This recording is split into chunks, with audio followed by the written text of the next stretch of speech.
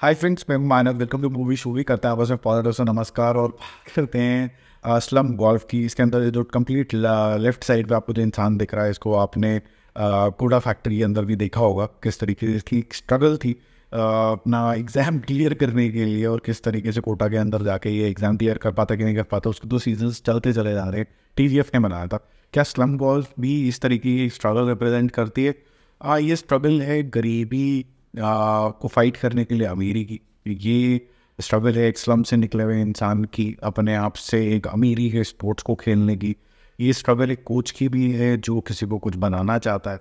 ये struggle I would से अमीरों की भी है, क्योंकि वो अपना जो नाम है जिस स्पोर्ट्स से एसोसिएट करवाते हैं उसको मेंटेन करने का प्रेशर भी है। तो ये बहुत सारे एस्पेक्ट्स को क्लियर करता है। तो जो एस्पेक्ट थर्ड है कि अमीरों का क्या पर्सपेक्टिव है इसको लेके, वो थोड़ा सा कम यहाँ पर दिखाया गया।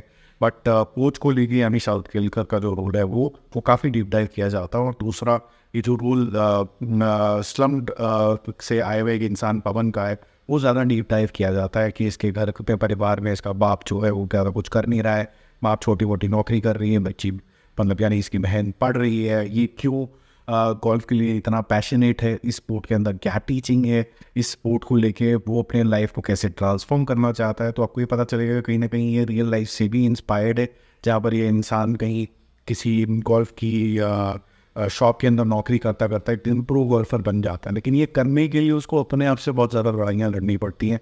पहला तो वो हिम्मत कि मुझे इस तरीके का स्पोर्ट खेलना है। दूसरी ये हिम्मत कि मैं इसको जीत भी कैसे पाऊंगा, और मेरे को कौन सा ऐसा कोच मिलेगा जो मुझे ये सही रास्ता दिखा पाएगा। क्या वो कोच में भी उतना दम है कि नहीं है कि वो प्रो लेवल के लोगों को हरा पाएगा कि नहीं हरा पाएगा। और सोसाइटी, सबसे बड़ी बात कि सोसाइटी मुझे एक्सेप्ट करेगी कि नहीं करेगी इस तरीके के स्पोर्ट के लिए। और फिर उसके बाद जो एसोसिएशंस होती हैं गोल्फ के अंदर, वो मुझे ये एक्सेप्टेंस लेवल देंगी कि नहीं देंगी। तो काफ़ी सारी चीज़ें, लेयर्स हैं इसके अंदर जो आपको इंटरटेन करती। और जो इसके एपिसोड है वो 45-45 मिनट के हैं। जो रियल लोकेशन यूज़ करी गई हैं वो आपको अच्छी लगेंगी। सिचुएशंस में आप डीप टाइप करोगे तो you start feeling for the character.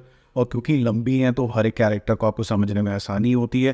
But having said that, फिर भी आपको कहीं ना कहीं इसकी लंबाई थोड़ी सी खलती है। और मेरे हिसाब से ये मिनी सीरीज़ नहीं होनी चाहिए थी, क्योंकि अमेजोन मिनी टीवी के ऊपर है, अमेजोन शॉपिंग ऐप के ऊपर। ये एक्चुअली वो एक मूवी होनी चाहिए थी जो अच्छी खासी 2.5 घंटे की मूवी के अंदर ही आपको अच्छा खासा मनोरंजन दे देती।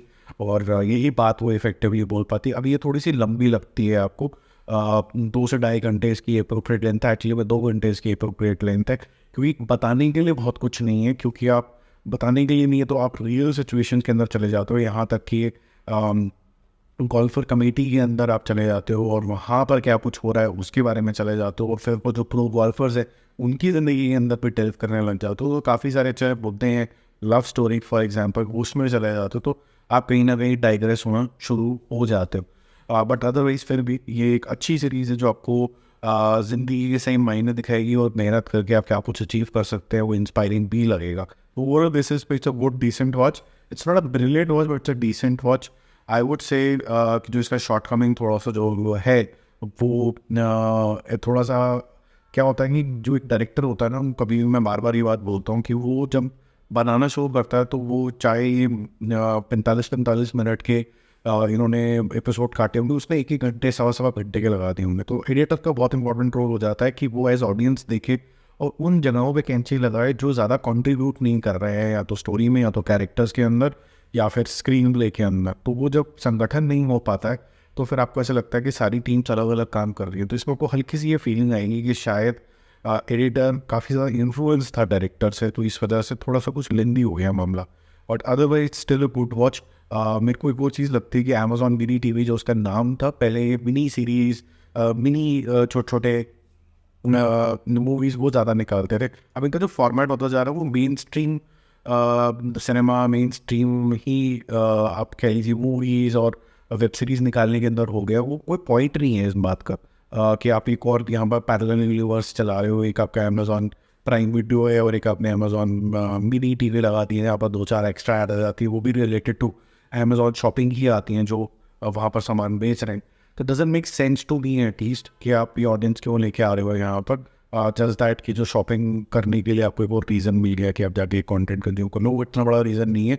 लोग, मुझे नहीं लगता कि कंटेंट देखते देखते अचानक से शॉपिंग करने लग जाएंगे, क्योंकि अगर आप स्लम्स की बात कर रहे हैं तो ऐसा तो है नहीं कि स्लम और गोल्फ देखते देखते आप गोल्फ स्टिक परचेज कर लोगे अमेजोन से। वो एक बहुत लॉन्ग शॉट हो जाता है। तो पता नहीं ये स्ट्रैटेजी कितने दिन तक चलेगी और कितनी बड़ी रहेगी। अभी तो अमेजोन ने MX प्लेयर भी ले लिया है और काफ़ी सारे MX प्लेयर के जो ओरिजिनल शोज थे डब करे हुए, कोरियंस एक्सेट्रा, चाइनीज एक्सेट्रा, वो अमेजोन मिनी टीवी पे आना शुरू हो गए।